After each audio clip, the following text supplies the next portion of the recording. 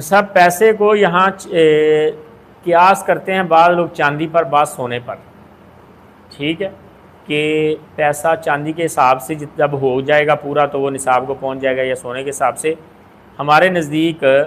سونے والا موقف زیادہ راجح ہے، حالانکہ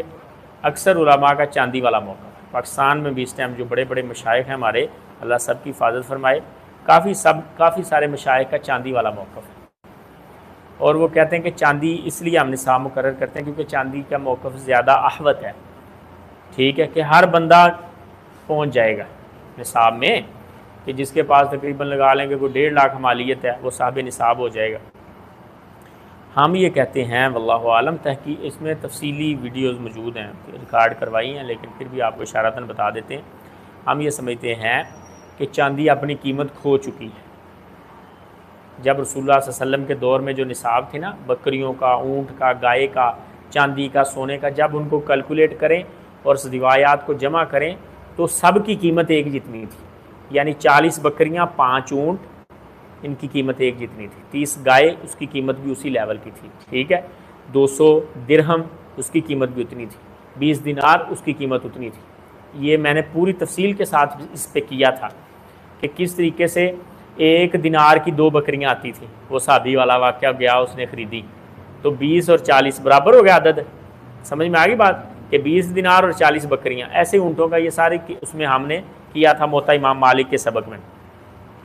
تو ہم سمجھتے ہیں کہ باقی ساری چیزوں کا معیار، ویلیو اپنی جگہ پر ہے، لیکن چاندی اپنی ویلیو کھو چکی ہے، کیونکہ تب چاندی بطور ذخیرہ اور بطور زیور استعمال ہوتی تھی، اب دنیا میں ختم ہونا، اپنا استعمال ہونا ختم ہو گئی ہے، تو اس لیے جو چیزیں اپنی اصل ویلیو پر ہیں انہی کا حساب لگایا جائے۔ اب 1.5 لاکھ بندہ جس کی مالیت ہے، 1.5 لاکھ تو 1 مہینے کا خرچہ ہے، اس کو بھی آپ صاحب نصاب کر رہے ہیں، تو پھر کون صاحب نصاب ہوگا اور کون لینے والا ہوگا؟ سمجھ میں آئی بات؟ تو سب یہ 1.5 لاکھ بہت کم ہے،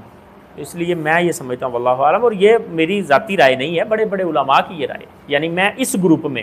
اس سائڈ پہ ہوں، اس وجہ سے کہ چاندی اپنی اصل قیمت کھو چکی ہے، تو چاندی کو نصاب نہ بنایا جائے واللہ عالم۔ اور ہاں، سونے کے حساب سے، سونے کے حساب سے، یعنی سونا اب تقریباً 3.25 لاکھ کا ہے، 3.5 پونے 4 لاکھ کے درمیان میں تولہ، تو 7.25 تولے تقریباً 30 لاکھ، ٹھیک ہے،